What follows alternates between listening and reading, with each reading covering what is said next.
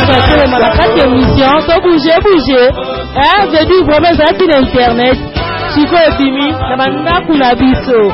Donc yango Bimi dana kata baki, voilà on va parler dans merci beaucoup son. Voilà ndango, bouger. Oh son émission bouger. Alors ba on nyoso bakingana, to sengi na bino bo bouger, ngombe kofi ya bino nyoso bo bouger. To bouger. Émission to bouger, kano kakadi. Bouger bango. Émission bozaki tango nyoso kolanda na internet. Lelo ekomi na bandako na bino. To bouger biso nyoso king mobimba. Brazzaville mobimba mokimba to bouger no biso. Bouger bango. Soa mabina kala mabima teo. Ebima seli banga ya bolingo na biso. Bolingo ngana etokanga na libanga. Tobwata na ebale. Eh ben voilà, bandeko balandi oh bolingaka tous les temps to bouger bango. Félix dit bien. On a Sylvie Mani. Awa na hôtel de ville ya Kinshasa. Wapesika premier épisode ya programme ya funérailles na biso nyonso bandi. Awa ezali bongo ba excellence ba PDG ba autorité nyonso ya mboka bazoya ko signer par rapport ya hommage ya Tabulei Bolayi Bwasango bino mo bozomona déjà comment est-ce que tout le monde a président à Sénat Kengo Autikoya tout le monde a ndenge encore maman Geneviève Kasongo ba ministre nyonso presque ba défilé awa na cadre Bolayi Bwasango Alex Ndolo l'ambassadeur de Norvège makamboza sérieux tozana matanga oyo awa tozali en hôtel de ville parce que Tabulei azala qui peut vice ministre provincial ya culture environnement et puis tourisme azala qui peut sous vice-gouverneur ya ville de Kinshasa et voilà lelo azati yango moni tellement zali l'homme de l'état a bosana kaba oyo ba serva qui était ndomoni ba hommage nyonso ba honneur oyo ezali par rapport ya ndenge toloba assistabidi ba bilembo na nyonso oyo atikaki yango anezo pouvait ba signe yango awa ne sans oublier atiki plus de 2000 à 3000 œuvres oyo déjà exécutaki awa et puis abimaki lisusu meilleur musicien na Afrique des Caraïbes c'était na Kiba na festival international wana esikani na Pouvaki tala na ye atombolaki lokumu pe drapeau ya RDC Sylvie Mani tozali na yo awa na Bolayi Bwasango en hôtel de ville ozomona masolo onde ni match ezawo match ezawo bana ya Norvège pe na mikili nyonso misika bozwami na banzi ete bozali kolanda biso na bokebi nyonso ezali masolo te me biso mo tokiti na terrain na Maurice Mukulu na banzi ete ozolanda biso mama Ana Kibamba donc toza awa na hôtel de ville na banzi ete bomoni masolo ndenge nini eza koleka na cadre ka ya to bouger bango tomoni moko na ba oyo ba bouger mboka na biso Congo atiki biso vraiment tomoni lolenge makambo nyonso ezoleka awa funérailles na ye ebandi nanu awa premier épisode na hôtel de ville alors tosengi na bino bolanda na bokebi nyonso bokozwa ebandeli katikati mpe suka na yango po toza wana biso moko na terrain mpona koservir bino oyo bolingaka bien na cadre ya to bouger bango Félix dit bien na pesi yo malo eyokani Sylvie Mani ndenga alobi tozo bouger awa na mawa parce que to perdre monument oyo ya munene après qu'on avoir qu'on perdre Balombo Makia di Franco, qu'on perdre Pepe Kale Yampania, qu'on perdre Madilou Thème, qu'on perdre sur le lot Tabulei Rochero. Vrai non aé ezalaki Pascal Emmanuel Desinaimoy Tabou, voilà vrai non aé. Bandaki pour ma carrière na Heming penza bien en 1959 na Africa Jazz et à Grand Calais.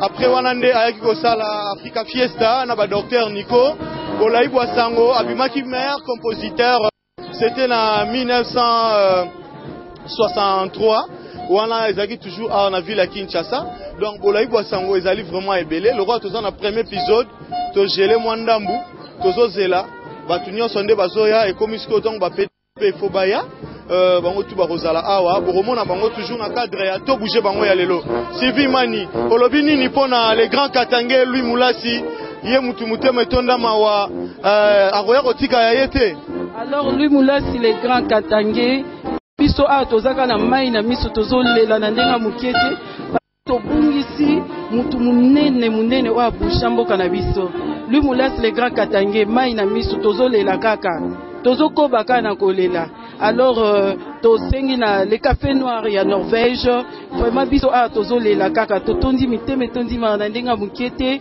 na banze te bino moko bozolanda mawa etondi na mitema na ndenga mukete po tobungisi vraiment mutu munene na kati ya mboka na biso vraiment na pesi Félix bien maloba oko bana bolayi bwa sango. Voilà, kobusa mutu munene boye ezali pasi nde tolobaka ke to bouger na esprit ya bien, soko bouger na esprit ya bien même jusqu'à la fin nde tolobaka c'est la fin qui justifie les moyens et komonana le café noir de Norvège Blaise Alingi molongani ya la mignonne yo pe bouger na esprit ya bien pona mukolo ya suka pe to mona ba preuve e monana e yoka Maurice Mokulu le coordonnateur général l'initiateur et cette très belle tranche, to bouger bango, yo pendenge moko, bouger toujours l'esprit à bien, pour ma solo, est toujours qui te repère correct. Et pour image, to zongisi au Maître Jonas Lukusa, bolayi boa sango sur papier. Mwasi abandi komode langa bandeko na kachandako, makambo ya mabe azali kosala nyonso ngana kobomba.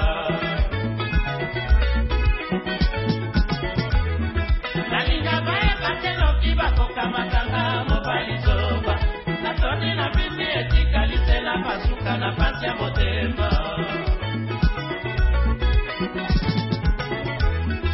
mwasi abandi komondelaka bandeko na kati ya ndako makambo ya mabe azali kosala nyonso ngana kobomba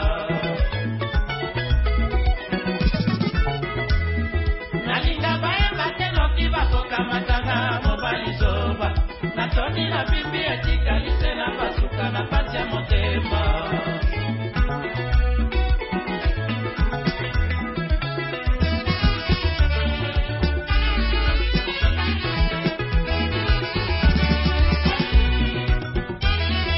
soki ozali koluka makambo tingana mibonga nzoto nazali na nzoto mibale te mama sekaka moko yo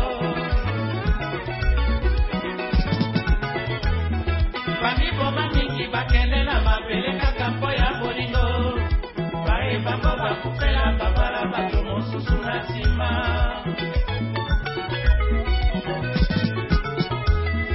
ngai nakufa nabeba nalimwa natikela yo mokili mpo beta tolo ya botutulo lelo te bakufela yo nakoboma nzoto te o nzoto nanga te moko yo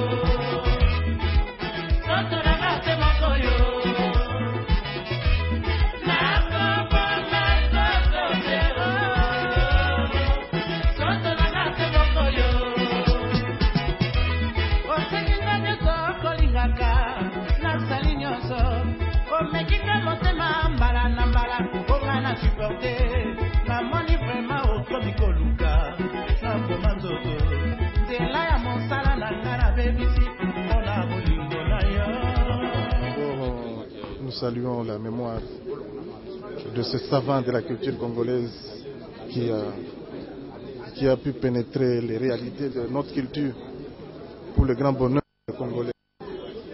C'est triste qu'il nous ait quittés très tôt. C'est triste pour nous, pour les Congolais. Et que son âme repose en paix. Merci. Tala lokola bakoselinga mpote oboyanga okamati nzela okena katanga okanisi solo na boyaki yo na motema nanga okamati esika monene ya bolingo moyenga ningana te mobali nyonso alukanga na libala Nzambe namona ye mpamba ae ozali mwana ya Kongo namona yo motindo. Un grand de nos musiciens. Je connais Taboulay depuis longtemps. Il est venu plusieurs fois jouer chez moi. C'était un homme plein d'esprit.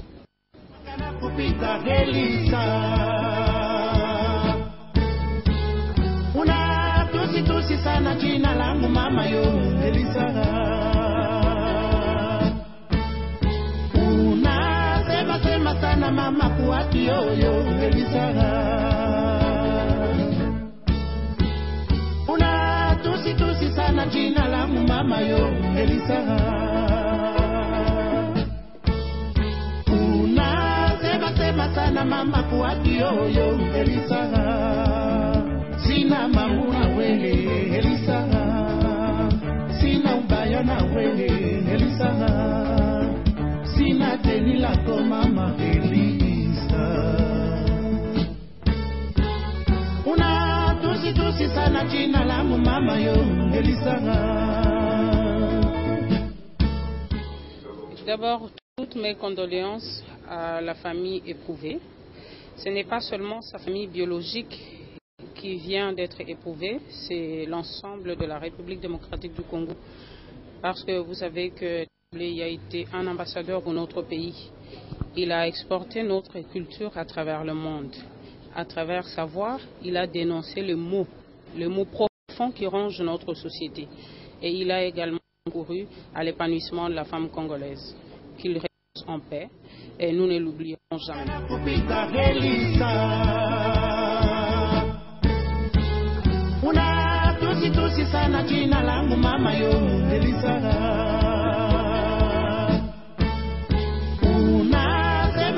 Sana mama kuati yoyo Elisara una tusi sana jina la mama yo Elisara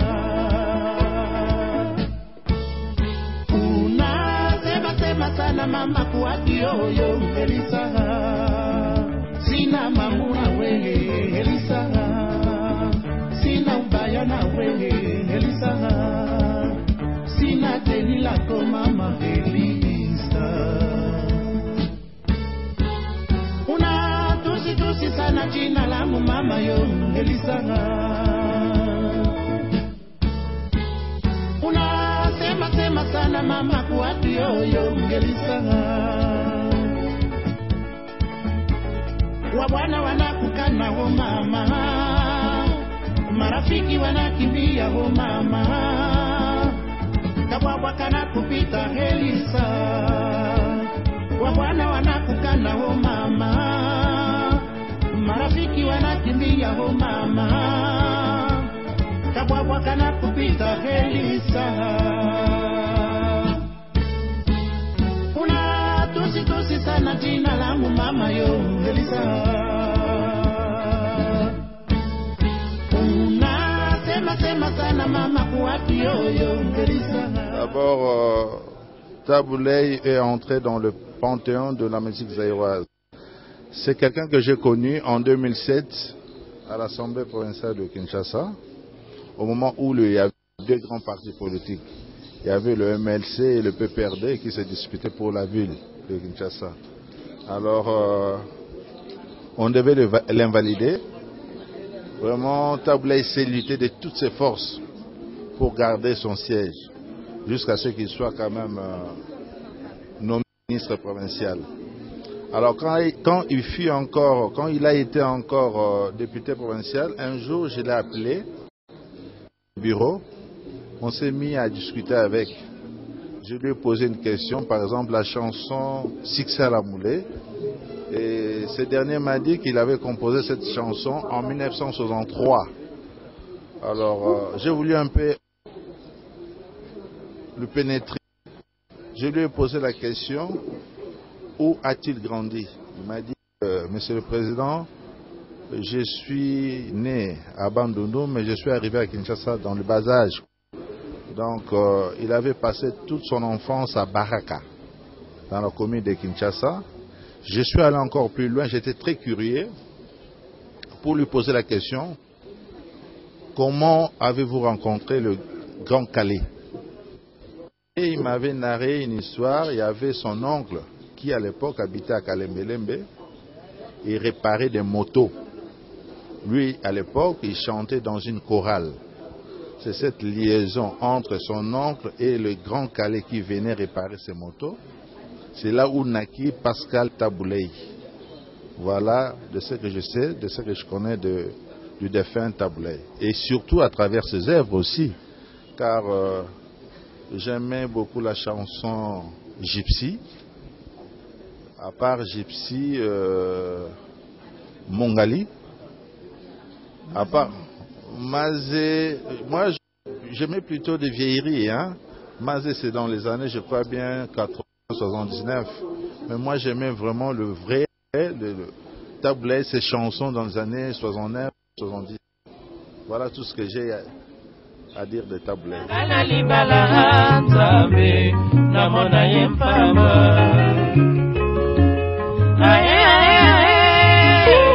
Ozali mwana ya Kongo, namona yo motindo.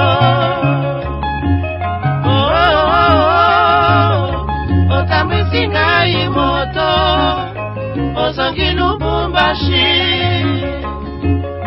Laisse-toi aimer, okomisi ngai malheureuse.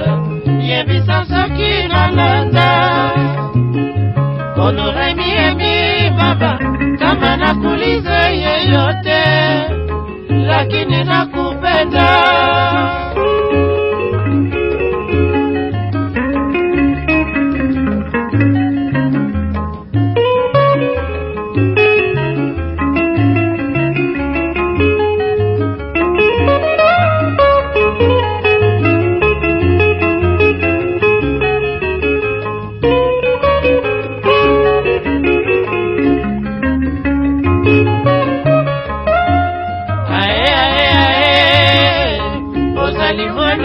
Kongo, namona yo motindo.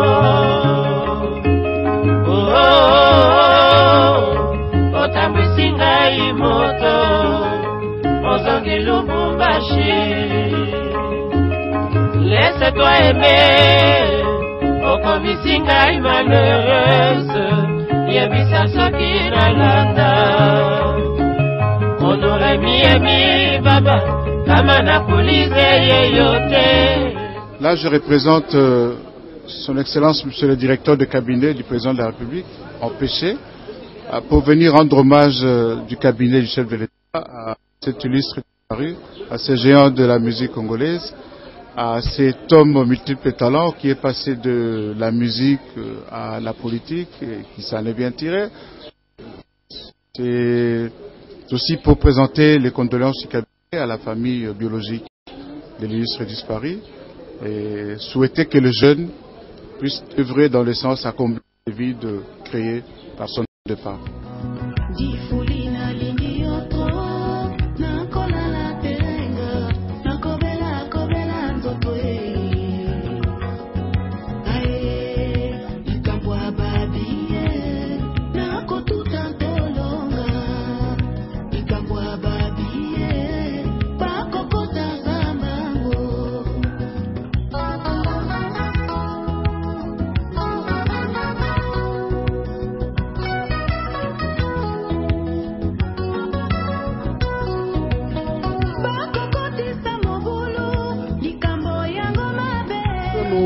Plairons, Tabouley, ici au niveau du gouvernement provincial comme un homme.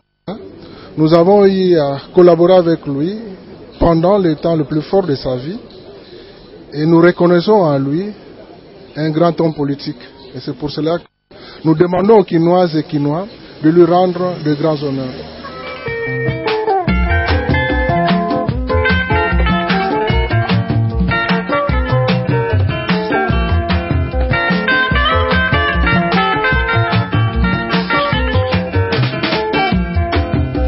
etongi nzoto mahaze namona moto nini nameka na yo te motema na ngai ekangami motambo na yo bapekisa batikala na nsoni yo elongi nzoka esangisa bacharme mahaze ya solo